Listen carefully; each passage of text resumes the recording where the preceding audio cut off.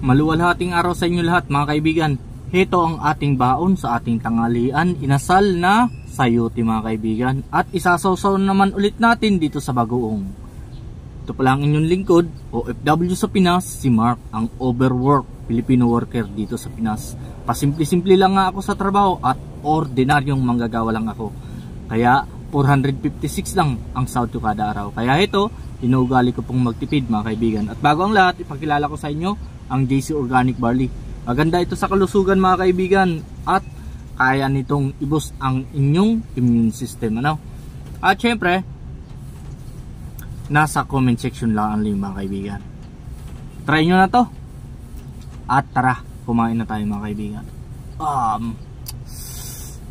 Try natin to. Tanggalan na natin ng syempre konting balat. Yan. Tanggalin muna natin ng konting balat. Kasi mapait yan eh. Nasal nga eh. Ayun. Ayun na. Ayun na ba. Sarap na to. Ayan o. Tanggalin natin ang balat.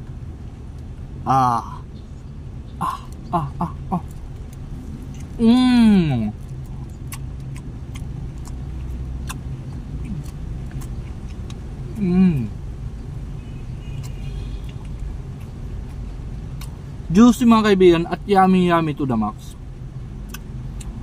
Manamis-namis pa rin yung lasa niya dahil gulay nga, healthy ito sa katawan mga kaibigan. Kaya ugaliin yung kumain ng gulay at magluto ng inasal. Natural lang at walang halong chemical mga kaibigan. At ayan na nga mga kaibigan, umuulan na dito sa Iriga City, dito sa Bicol namin. Wala na. Malakas na yung ulan mga kaibigan. Paano na kaya tayo nito? Pero tuloy pa rin tayo sa kain. Mapresko yung ano natin ngayon, lunch break.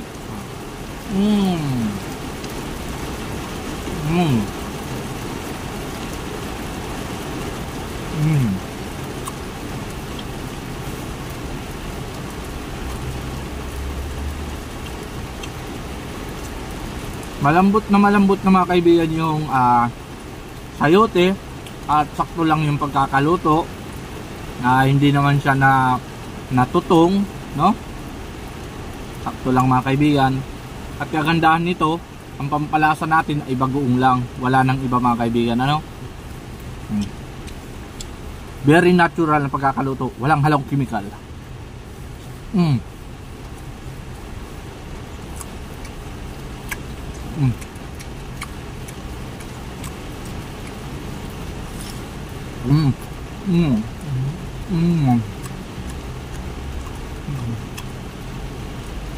The best.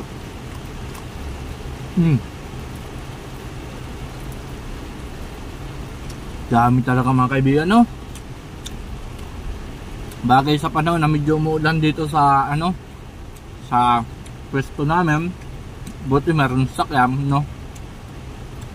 At mag-isa lang ako dito, yung kasama ko hindi nagbaon, Halos ako lang talaga sa trabaho namin mga kaibigan ang madalas magbaon, Kasi ako kahit ano dyan, inuulam ko talaga mga kaibigan. Importante, babaon talaga ako at magluluto ako. Kasi kinasanayan ko na to.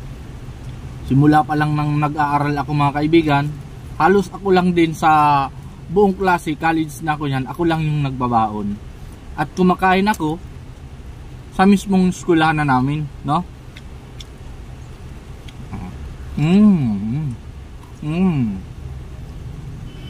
At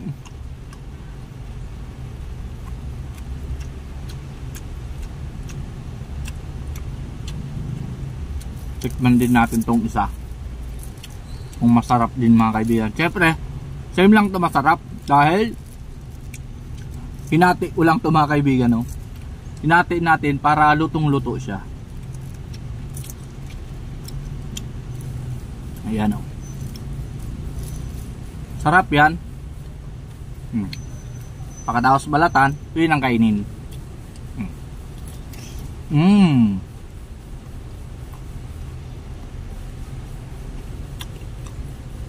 Yummy mga kaibigan,